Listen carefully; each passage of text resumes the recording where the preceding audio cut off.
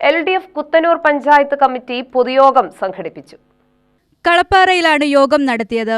V Vijayaraghavan സ്ഥാനാർത്ഥികളെ പരിചയപ്പെടുത്തി. കോങ്ങാടി MLA advocate K Shanthakumari ഉദ്ഘാടനം ചെയ്തു.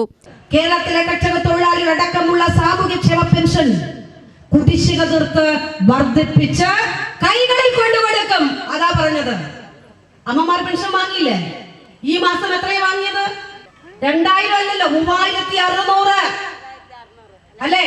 ഒക്ടോബർ മാസത്തെ 1600, നവംബർ മാസം ഉത്തരവിറങ്ങി പണം വാങ്ങി. ഇത് നമ്മൾ പറഞ്ഞ കാര്യമാണ്. പറഞ്ഞതേ നടക്കൂ, നടക്കുന്നതേ പറയൂ. ഇതാണ് കേരളത്തിലെ ഗവൺമെന്റ്. അങ്ങനെ 2016 മെയ് മാസം 1ാം പിണറായി ഗവൺമെന്റിന്റെ ആദ്യത്തെ മന്ത്രിസഭാ യോഗം ചേരുകയാണ്.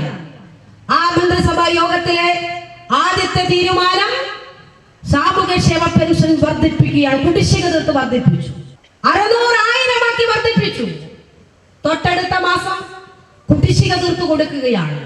ഓരോ വർഷവും 100 രൂപ വെച്ച് വർദ്ധിപ്പിച്ചുകൊണ്ടേയിരുന്നു.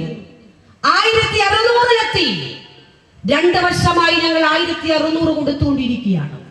ആ 1600 ആണ് ഒറ്റയടിക്ക് 2000 വർദ്ധിപ്പിച്ചത്. അപ്പൊ ഈ പെൻഷൻ പദ്ധതിയെ ആക്ഷേപിച്ചവർ ആ ആക്ഷേപം തുടർന്നുകൊണ്ടേയിരുന്നല്ലോ. കുത്തനൂർ പഞ്ചായത്ത് ഭരണത്തിൽ ലൈഫ് പദ്ധതി പ്രകാരം ഭവന പദ്ധതികൾ നടപ്പിലാക്കാൻ കഴിഞ്ഞിട്ടില്ലെന്ന് കെ ശാന്തകുമാരി ഉദ്ഘാടന പ്രസംഗത്തിൽ ആരോപിച്ചു. വി പ്രഭാകരൻ അധ്യക്ഷനായി. CPM area secretary A Anithanandan, Kottayi division സ്ഥാനാർത്ഥി R Latha, V Mohanan, block division സ്ഥാനാർത്ഥി OR സുരേഷ് ബാബു, CK അബ്ദുൾ റഹ്മാൻ എന്നിവർ പ്രസംഗിച്ചു. UTV news, Palakkad.